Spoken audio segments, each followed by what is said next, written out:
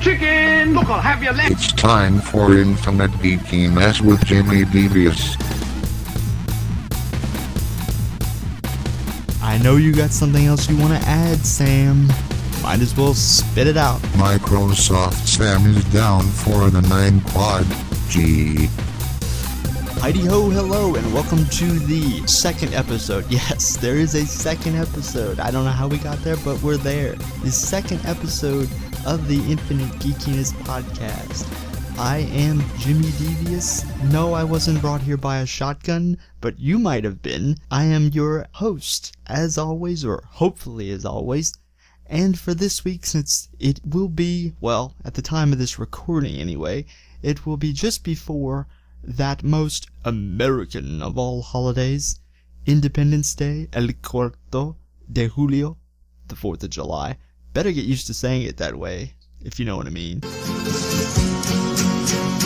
One for each other and all for one, the three brave amigos are we.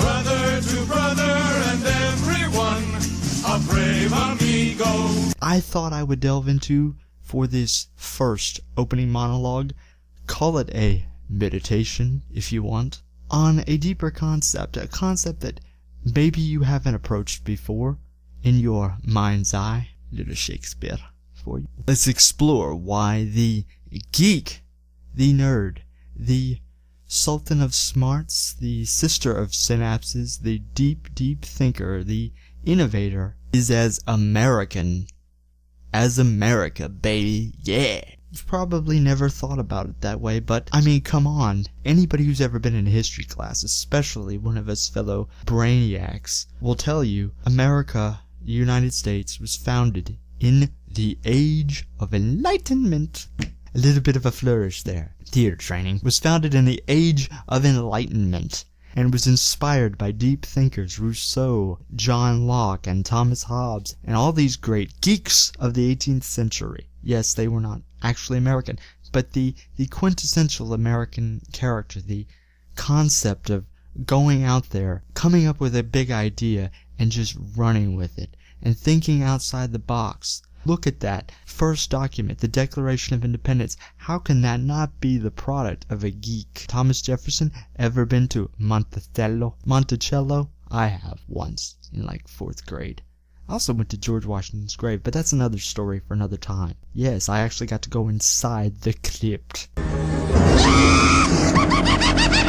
No, he wasn't a zombie, unfortunately.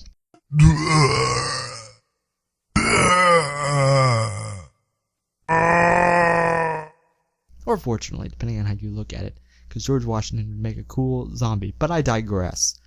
Anyway, anybody who goes into Monticello will know immediately that Thomas Jefferson. Okay, well, great. If you want me to make you black, I'll make you black. Oh, great! Where do we start? Well, first you gotta go out and buy 5 cans of spray paint. Was the Steve Jobs of his day. But if you look at that document, Declaration of Independence, you see a curious phrase, the pursuit of happiness. We all, Americans, are trying to pursue our dreams, our happiness. It is something worth pursuing. We are that first Enlightenment nation. We are the nation that invented the assembly line.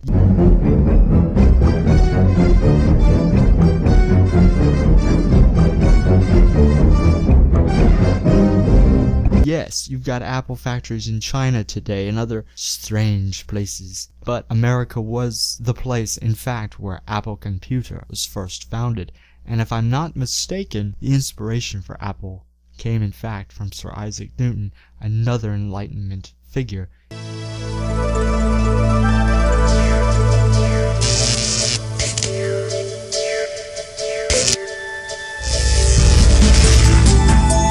It all sort of flows together in a kind of synergy. I know it seems like I'm going all over the place, because that's how I think. But this is the land of innovation. This is the land of the geek. United States of America. James Madison, I mean, if that man is not a geek, I don't know who is. Read the Federalist Papers written by James Madison. Just glance at them once. It's like trying to understand string theory. Yes, I know I said string theory again, but anybody who's ever tried to understand string theory will know what I'm talking about there. But just read any of them at all, and see if you can follow that. Thomas Jefferson. He's the guy that created the pursuit of happiness phrase. You have the right to pursue happiness, but you gotta catch it yourself. And that's what we're doing here. That's what we're trying to do, each and every one of us. We've got this big dream that we have to explore, and no matter what, you gotta plug at it. You gotta keep going. Even if nobody else believes in you, you have to believe in yourself, because there's no guarantee that anyone else will. You have the right to pursue your happiness, but you gotta catch it yourself. And that's what I want you to take with you for Independence Day, because it really is. It is the day of your independence, to pursue your freedoms.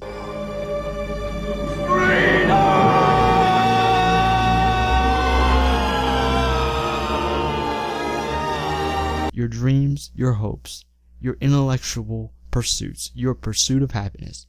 Go out and catch it. And we'll be back in a moment.